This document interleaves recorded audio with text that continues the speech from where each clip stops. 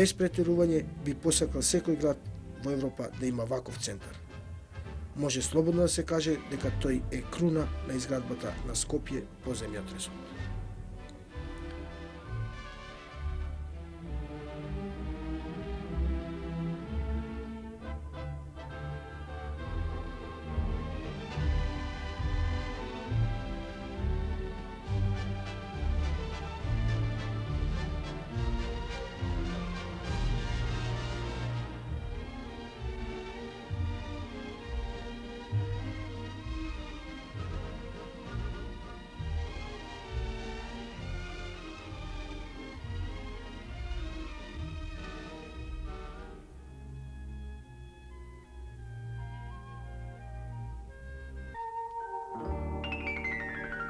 Гимназија Јосип Брз Тито.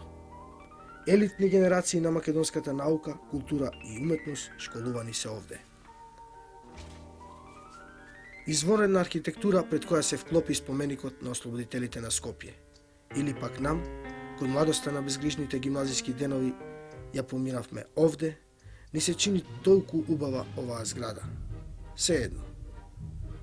Овде денес е исто така изникната една вонредно убава архитектура. Зградата на Централниот комитет на Сојузот на комунистите на Македонија. Вклопена во една целина со новиот мост Гоце Делчев и моćните сообраќајници околу неа, оваа зграда говори со речникот на една нова динамика, со речникот на новата младост на Скопје.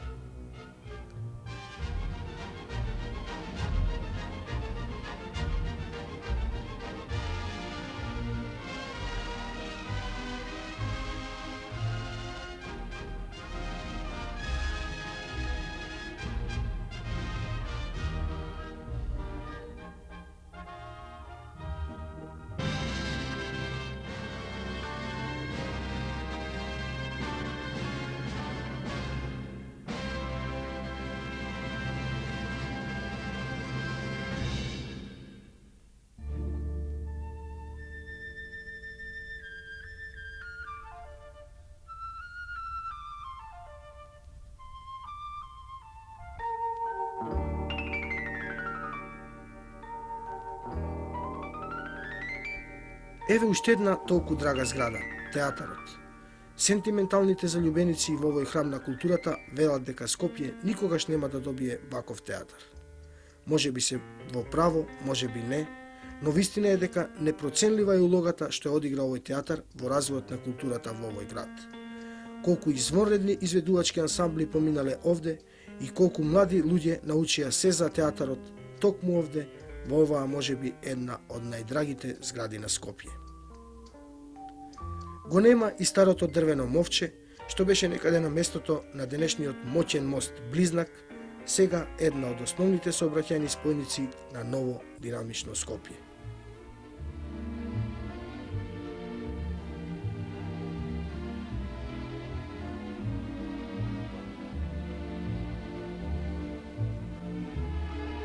И брегот на Вардар не е ист. Се шират овде прекрасните шеталишта на новиот кеј, полни со цвеќиња и со младоста на Скопје која крај реката ги сонува своите младешки соништа. Регулацијата на Вардар и по својата функција и со убавината со која е изведена е секако еден од најголемите потфати во изградбата на Скопје. Овој проект на Обединетите нации стана веќе познат во целиот свет.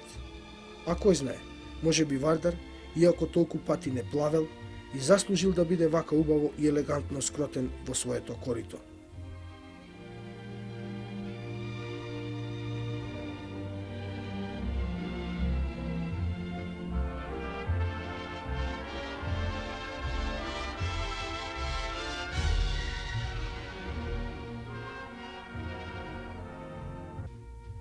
Без Вардар ни Скопје не може да биде така убаво.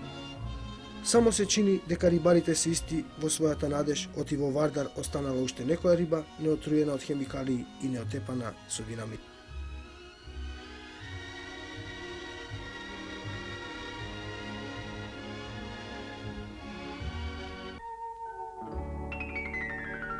А таму, во длабочината за дрвеното мовче, пред земјотресот го подигнавме сајмиштето со една голема купола.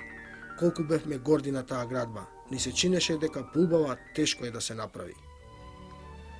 Новото сајмиште на Скопје денес говори една симфонична архитектонска приказна за човековите стремежи и домети. Челик, бетон и стакло во складна композиција го решаваат просторот и даваат изворени функционални можности за различни приредби.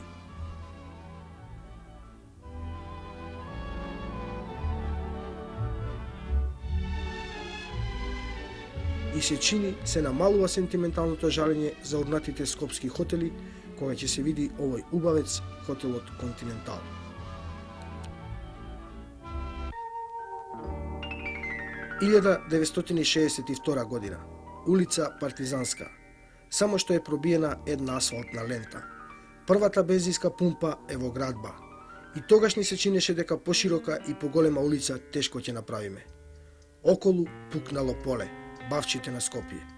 Карпош 2 е во изградба. Тогаш беше скоро трагично да се живее овде, толку далеку од центарот. –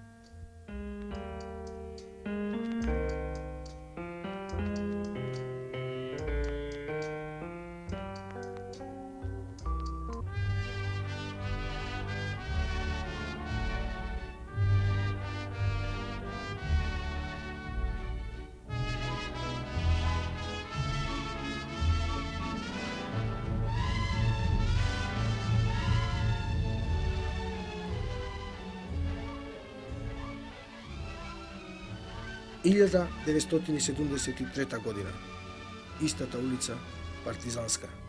Сега е тоа најдолгата и најширока улица во градот. И не се занесуваме дека поголема и поширока нема да направиме. А на местото на некогашните бавчи и ледини, каде што имаше само понекоја дива градба, сега е израснат цел град.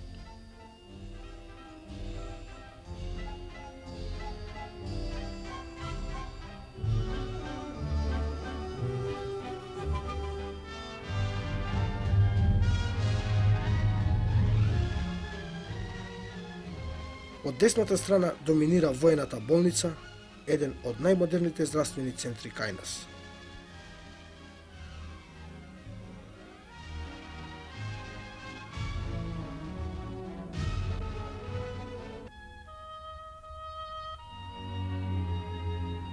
Новите стамбени блокови, обкружени со паркови и зеленило, детските градинки и училиштата, супермаркетите, сето тоа е една комплетна градска целина на местото на некогашните бавчи и полјани.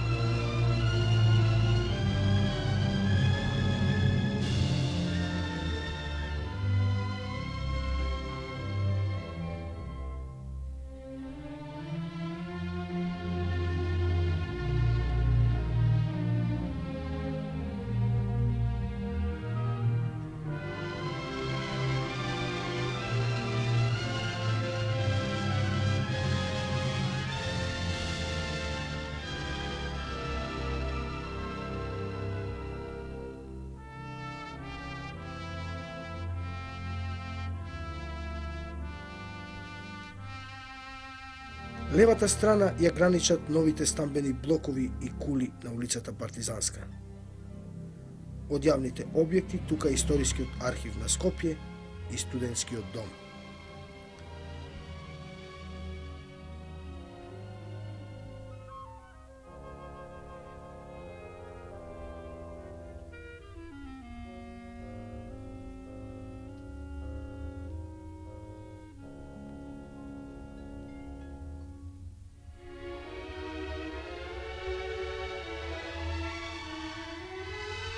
За населбата Тафталиџе велат дека е една од најубавите населби во Скопје. Понатаму кон Водно е Козле.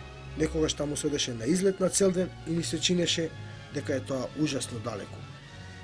А вакви куќи што ги гледате на овој филм, што ги гледате во овие населби, ние ги гледавме исто така на филм, само се разбира од странски продукции, и сонувавме некогаш и ние такви да градиме. А не само населбата Тарталиџе.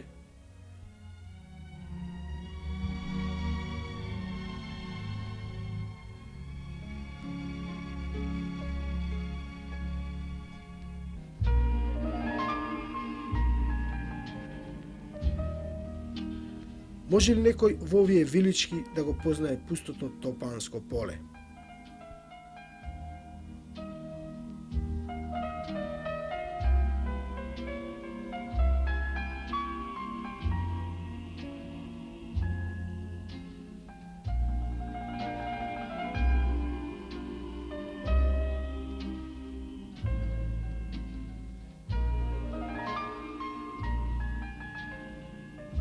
Или зарем е ова сиромашниот занечиски чаир? И секаде, каде што достигаше граничната периферија на Скопје, сега се нови населби со сите урбанистички и архитектонски карактеристики на нешто убаво. И не е само убавината во тоа што се ова нови домови на Скопје. Најважно е можеби што се сите тие комфорни станови, со вода и канализација, со купатила, а во тоа Скопје можеби беше најсиромашно.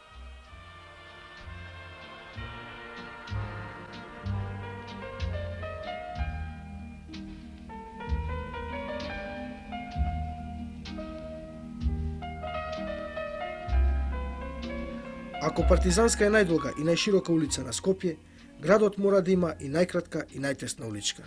Веројатно тоа е ова тесно сокаче во старата чаршија.